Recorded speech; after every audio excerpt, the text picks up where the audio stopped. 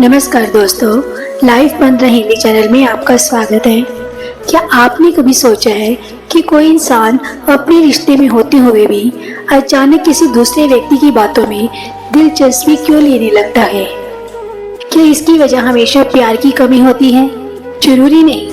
कई बार हमारी अपनी कुछ आदतें धीरे धीरे हमारे रिश्ते में भावनात्मक दूरी पैदा कर देती हैं, और जब यह दूरी बढ़ने लगती है तो बाहर से मिलने वाला थोड़ा सा ध्यान, तारीफ या अपनापन भी हमें बहुत खास महसूस होने लगता है।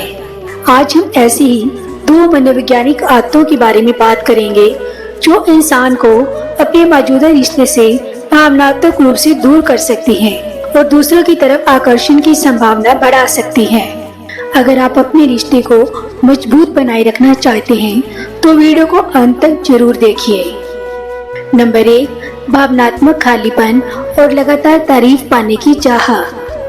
पहली आदत है दूसरों से लगातार तारीफ, ध्यान और स्वीकृति पाने की जरूरत। हर इंसान चाहता है कि उसे समझा जाए, उसकी तारीफ हो और उसकी भावनाओं को महत्व मिले।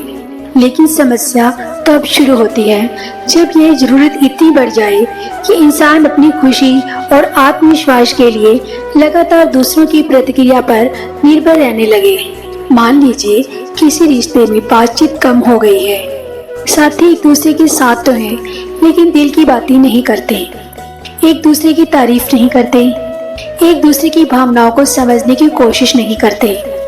ऐसे में इंसान के अंदर धीरे धीरे भावनात्मक खालीपन पैदा हो सकता है।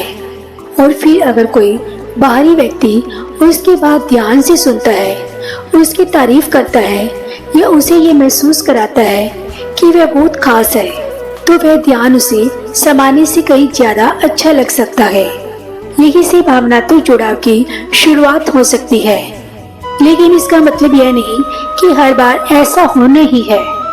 असल समस्या बाहरी व्यक्ति नहीं, बल्कि वह भावनात्मक कमी है जिसे इंसान महसूस कर रहा होता है। इसलिए रिश्ते में एक दूसरे से बात करना बहुत जरूरी है।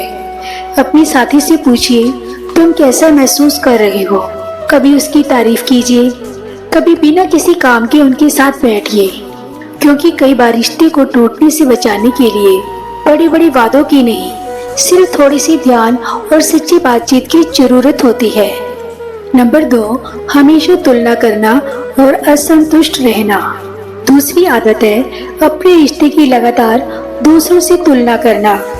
आज सोशल मीडिया ने इस समस्या को और बढ़ा दिया है। हम दूसरों की जिंदगी का सबसे खूबसूरत हिस्सा देखते हैं।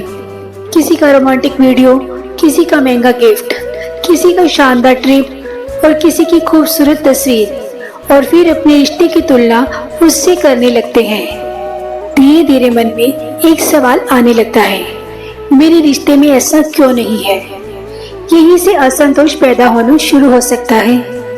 इंसान अपने साथी की खूबियों को नजरअंदाज करके उसकी कमियां देखने लगता है, और जब कोई दूसरा व्यक्ति थोड़ा ज्यादा ध्यान देता है, ज्यादा तारीफ करता है या ज्यादा समझदार दिखाई देता है, तो मन को लग सकता है शायद यह इंसान मेरे लिए ज्यादा बेहतर है। लेकिन यहाँ एक बात समझना बहुत जरूरी है। हम अक्सर किसी दूसरे इंसान की तुलना अपने साथी से करते समय उसकी अच्छी बातें देखते हैं और अपने साथी की कमियां, यानी तुलना बराबरी की नहीं होती। कोई भी इंसान परफेक्ट नहीं होता। हर रिश्ते में कुछ अच्छी बातें होती हैं और कुछ ऐसी चीजें होती हैं जिन्हें मिलकर बेहतर किया जा सकता है।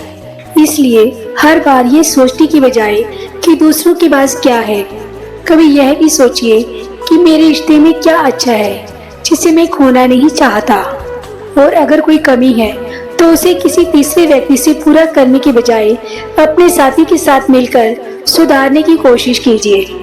तो दोस्तों, आज हमने दो ऐसी आदतों के बारे में बात की। पहली, दूसरों से लगातार तारीफ और अटेंशन पाने की जरूरत, और दूसरी, अपने रिश्ते की बार बार दूसरों से तुलना करना। इन दोनों आदतों की वजह से रिश्ते में असंतोष और भावनात्मक दूरी बढ़ सकती है।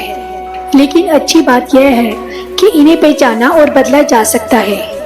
किसी रिश्ते को मजबूत बनाने के लिए सिर्फ प्यार काफी नहीं होता, उसके साथ चाहिए भरोसा, सम्मान, बातचीत और एक दूसरे को समझने की कोशिश।